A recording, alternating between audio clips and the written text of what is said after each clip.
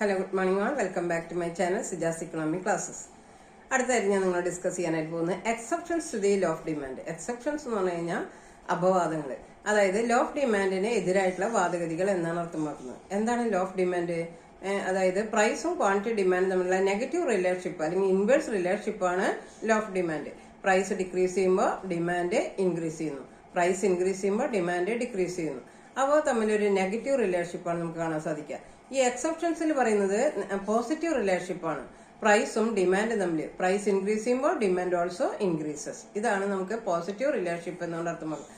അപ്പോൾ എക്സെപ്ഷൻസിൽ നമുക്ക് നോക്കാം. ഒന്നാമത്തേത് Giffen goods or inferior goods ആണ്.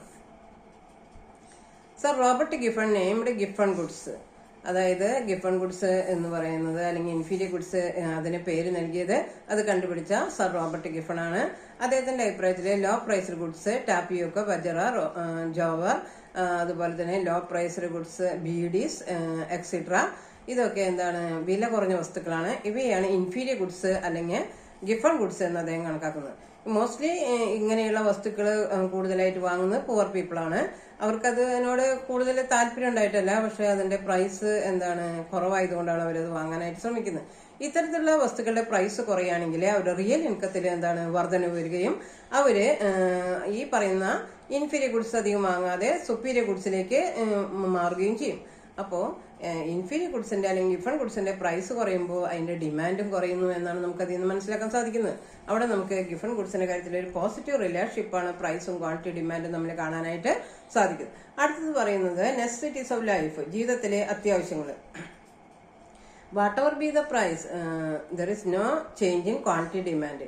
അതായത് പ്രൈസിൽ എന്ത് തന്നെ വ്യത്യാസം വന്നാലും ക്വാണ്ടിറ്റി ഡിമാൻഡ് എന്താണ് യാതൊരു മാറ്റം വരാത്തതാണ് നെസസിറ്റീസ് ഓഫ് ലൈഫ്, അതായത് ഫുഡ് ഐറ്റംസ്, മെഡിസിൻ എക്സെട്ര. അപ്പോൾ അത്തരത്തിലുള്ള വസ്തുക്കളുടെ കാര്യത്തിൽ വിലയിൽ വർധനവ് വന്നാലും ആളുകൾ വാങ്ങുന്ന അളവ് തന്നെ വാങ്ങുമെന്നാണ് പറയുന്നത്. അവിടെ പ്രൈസ് ഇൻക്രീസ് ചെയ്താലും ഡിമാൻഡ് ഇൻക്രീസ് ചെയ്യുന്നു, പ്രൈസ് ഡിക്രീസ് ചെയ്താലും അതിന്റെ ഡിമാൻഡിൽ എന്താണ് ദർ ഈസ് നോ ചേഞ്ച്.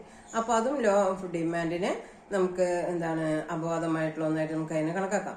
അടുത്തത് പറയുന്നത് status symbol commodities. Status symbol commodities എന്ന് പറഞ്ഞു കഴിഞ്ഞാൽ സ്റ്റാറ്റസ് കൂടുതലായിട്ട് കാണിക്കുന്ന ചില വസ്തുക്കളെ കുറിച്ചിട്ടാണ് പറയുന്നത്. ലക്ഷറി കാർസ്, അതുപോലെ തന്നെ അതായത് എക്സ്പെൻസീവ് ആയിട്ടുള്ള മൊബൈല്, ഇതൊക്കെ നമുക്ക് അതിൽ കാണാനായിട്ട് സാധിക്കും. അതുപോലെ ഗോൾഡ്, ഡയമണ്ട് മുതലായവയൊക്കെ എക്സാമ്പിളാണ്. അപ്പൊ ഇത്തരത്തിലുള്ള വസ്തുക്കളുടെ കാര്യത്തിൽ ഇത് കൂടുതലായി മോസ്റ്റ്ലി ഇത് പർച്ചേസ് ചെയ്യുന്നത് അത് റിച്ച് സെക്ഷൻസ് ആണ്.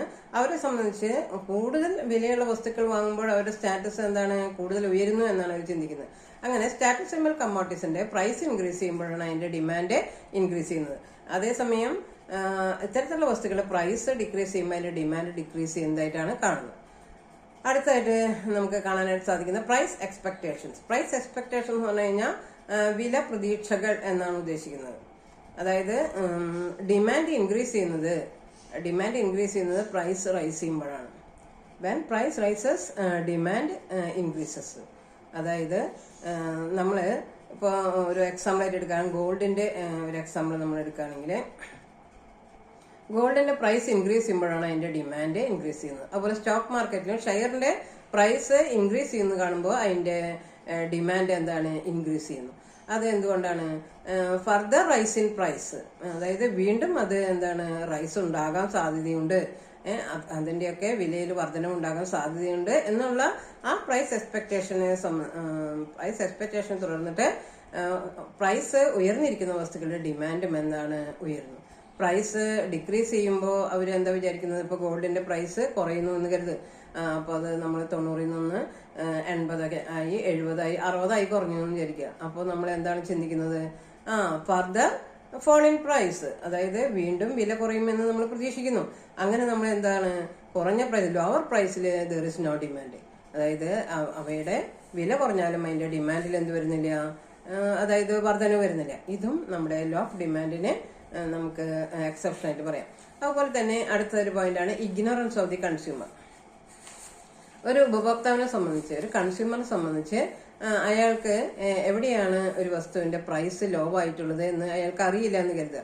അപ്പോൾ അവിടെ അയാൾ എന്താണ് ഉയർന്ന വിലയ്ക്ക് ആ സാധനം ഹയർ പ്രൈസിൽ ഹയർ ഡിമാൻഡ് ഉണ്ടാകാനായിട്ട് സാധ്യതയുണ്ട്. അതിന് കാരണം എന്താണ്? എവിടെയാണ് ലോവർ പ്രൈസ് എന്ന് അയാൾക്ക് അറിവില്ല, അജ്ഞത കൊണ്ട്.